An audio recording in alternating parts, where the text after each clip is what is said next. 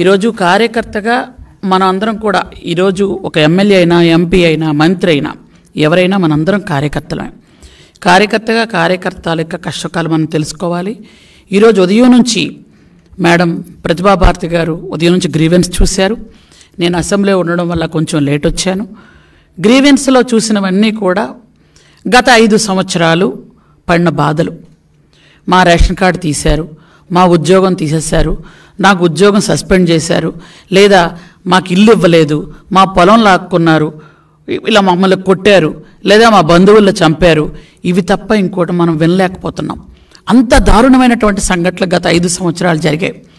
గత 5 సంవత్సరాలు ప్రజాస్వామ్యాన్ని పూర్తిగా కూనీ చేసి అంబేద్కర్ గారి రాజ్యాంగాన్ని తొంగలో తొక్కి రాజారెడ్డి రాజ్యాంగాన్ని అమలు చేసుకుంటూ వెళ్ళినటువంటి నాయకులు ఈరోజు సిగ్గు లేకుండా ప్రజాస్వామ్యం బాగలేదని, ప్రజాస్వామ్యం ఇబ్బంది పడుతుందని మాట్లాడడం, గవర్నర్ దగ్గరికి వెళ్ళి లెటర్లు ఇవ్వడం, రాష్ట్రపతి పరిపాలన పెట్టాలనడం చూసుకుంటే నవ్వు రావట్లే మీకు అందరికీ.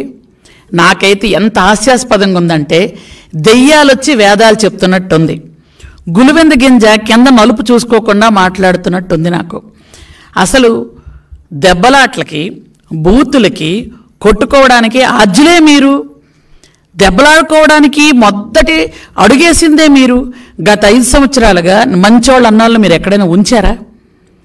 జగన్మోహన్ రెడ్డి అసలు ఇతను ఎలా మాట్లాడుతున్నాడో నాకు అర్థం అవడం లేదు. కానీ ఈరోజంట ఆయనకి గవర్నర్ దగ్గరికి వెళ్ళి అర్జీ ఇస్తున్నాడంట.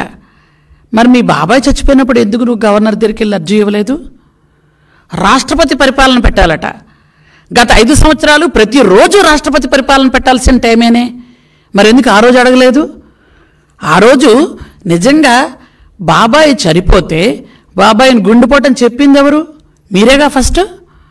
బాబాయ్ గుండెపోటని చెప్పిన తర్వాత వాళ్ళ కూతురికి అనుమానం వచ్చి ఏమిటి అని ఆరా తీస్తే ఇంటి నిండా బ్లడ్ ఉంటే లేదు మా నాన్నగారు గుండెపోటు కాదని ఆవిడ అనుకుంటుందని అప్పుడొచ్చి అన్నదమ్ములు ఇద్దరు, ఈయనతో పాటు ఇంకొక ఆయన ఉన్నాడు కదా ఎంపీ, ఇద్దరు వచ్చి వీళ్ళిద్దరూ డ్రామాలు వెళ్ళారు. అప్పుడు ఇలా కొట్టారు, ఇలా చంపారు, ఇలా లాగారు అని పూర్తిగా ఖండాలుగా గొడ్డలతో నరికి చంపేస్తే గుండెపోటని చెప్పినటువంటి దొంగ నాటకాలాడిన మీరు ఈరోజు ప్రజాస్వామ్యం గురించి మాట్లాడతారు.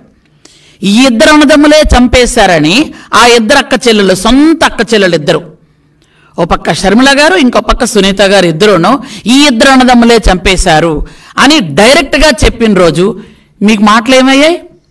ఆ రోజు ఎందుకు సిబిఐ ఎంక్వైరీ పెట్టలేదు? నిజంగా ఢిల్లీ వెళ్ళి ఈరోజు మీరు ధర్నా చేయడం కాదు, ఢిల్లీ వెళ్ళి సిబిఐ ఎంక్వైరీ మీ చిన్నాన్ని ఎవరు చంపారో వెయ్యగలవా? నీకు ధైర్యం దమ్ముంటే సిబిఐ ఎంక్వైరీ కోరుకోగలవా? ఎవరు చంపారో అది చెయ్యలేవు, ఎందుకంటే మీ ఇంట్లోనే చంపారు.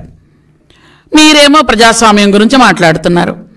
ఈరోజంట ఎవరైనా కక్షపూరితంగా ఒకరికొకరు కొట్టుకుంటే అది మా మీద ఆపాదిస్తారు. కక్షపూరితంగా ఎవరెవరైనా చంపుకుంటే అది మా మీద ఆపాదిస్తారు. వెంటనే అబద్ధాలు ఆడడం మీకు వెన్నతో పెట్టిన విద్యలా ఉంది. ఎందుకంటే మొదటి నుంచి అదే. మీ బాబాయిని చంపేసిన తర్వాత మీరే చంపేసి గుండెపోటన్న అంత పెద్ద అబద్ధం ఆడిన వాళ్ళు చిన్న చిన్న అబద్ధాలు ఆడరని మేమైతే అనుకోవడం లేదు. ఎందుకంటే మీకు ప్రజాస్వామ్యం అని కానీ, మనుషులని కానీ, మానవత్వం అని కానీ మచ్చుకు కూడా ఎక్కడా కనిపించలేదు జగన్ రెడ్డి నీకు.